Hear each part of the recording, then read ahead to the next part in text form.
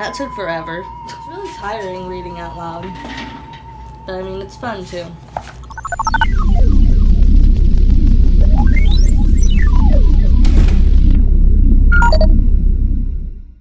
Eleanor and Park is my favorite book, and it's actually how I found Rainbow Rowell, my favorite author.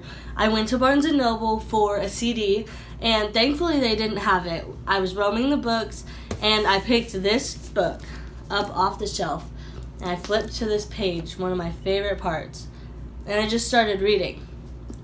And I called my mom. She wanted me to read a different book, The Host by Stephanie Meyer, and I was like, please let me get this book. I have to get this book. I promise to you I will read The Host if I get this book.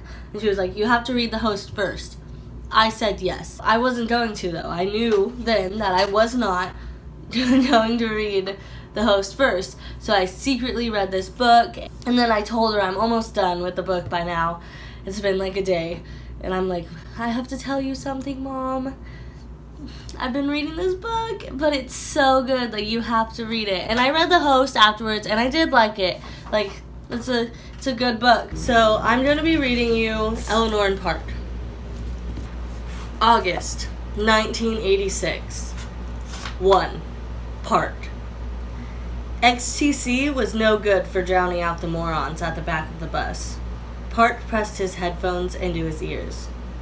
Tomorrow he was going to bring Skinny Puppy or the Misfits, or maybe he'd make a special bus tape with as much screaming and wailing on it as possible. He could get back to New Wave in November, after he got his driver's license. His parents had already said Park could have his mom's Impala, and he'd been saving up for a new tape deck. Once he started driving to school, he could listen to whatever he wanted or nothing at all, and he'd get to sleep in an extra 20 minutes. That doesn't exist, somebody shouted behind him. It so does, Steve shouted back. Drunken monkey style, man. It's a real thing. You can kill somebody with it. You're full of shit. You're full of shit, Steve said. Park! Hey, Park! Park heard him, but didn't answer. Sometimes if you ignored Steve for a minute, he moved on to someone else. Knowing that was 80% of surviving with Steve as your neighbor. The other 20% was just keeping your head down, which Park had momentarily forgotten. A ball of paper hit him in the back of the head. Those were my human growth and development notes, Lick, Tina said. I'm sorry, baby, Steve said. I'll teach you all about human growth and development. What do you need to know? Teacher drunken monkey style, somebody said. Park! Steve shouted. Park pulled down his headphones and turned to the back of the bus. Steve was holding court in the last seat. Even sitting, his head practically touched the roof.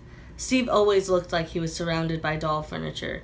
He looked like a grown man since the 7th grade, and that was before he grew a full beard.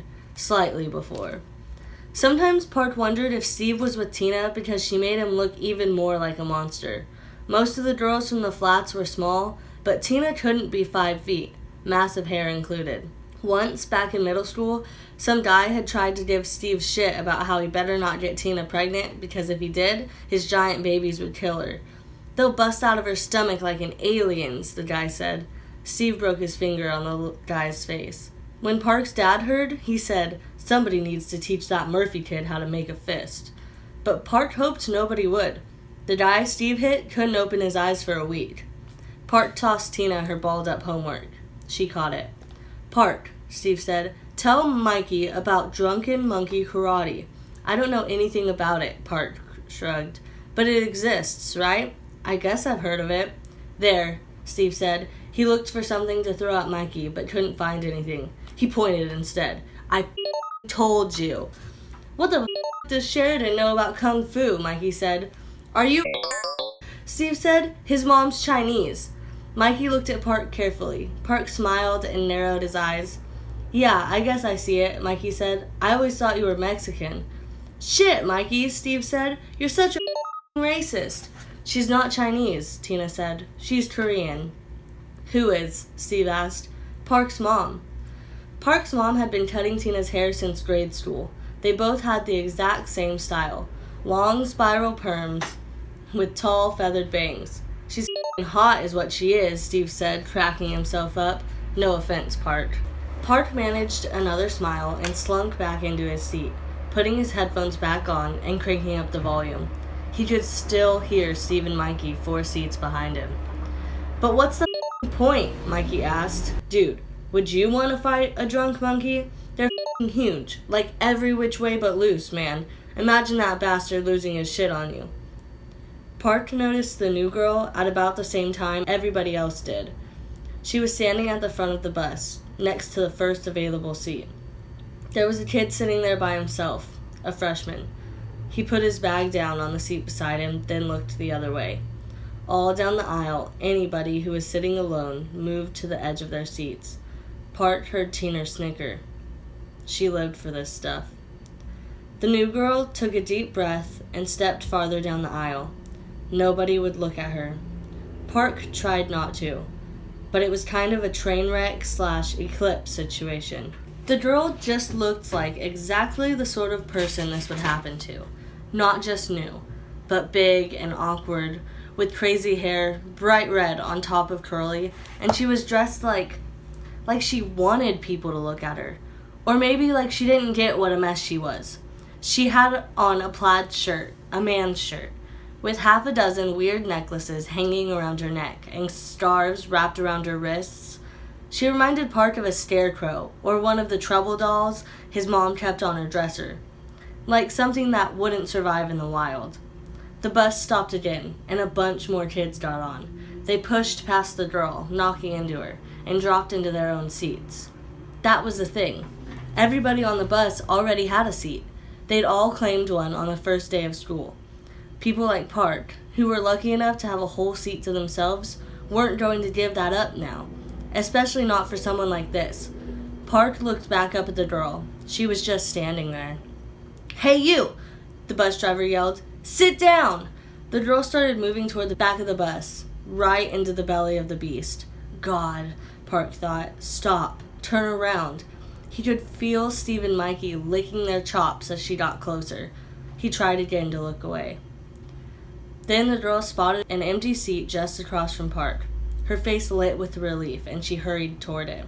"Hey," Tina said sharply. The girl kept moving. "Hey," Tina said. "Bozo."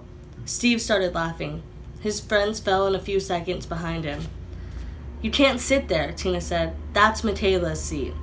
The girl stopped and looked at Tina, then looked back down at the empty seat. "Sit down," the driver bellowed from the front.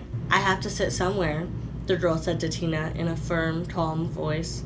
"Not my problem," Tina snapped. The bus lurched, and the girl rocked back to keep from falling. Park tried to turn the volume up on his Walkman, but it was already all the way up. He looked back at the girl. It looked like she was starting to cry. Before he'd even decided to do it, Park scooted toward the window. "Sit down," he said. It came out angrily. The girl turned to him, like she couldn't tell whether he was another jerk or what. "Jesus," Park said softly, nodding to the space next to him. "Just sit down." The girl sat down. She didn't say anything. Thank God. She didn't think it. And she left 6 inches of space on the seat between them. Park turned toward the plexiglass window and waited for a world of suck to hit the fan.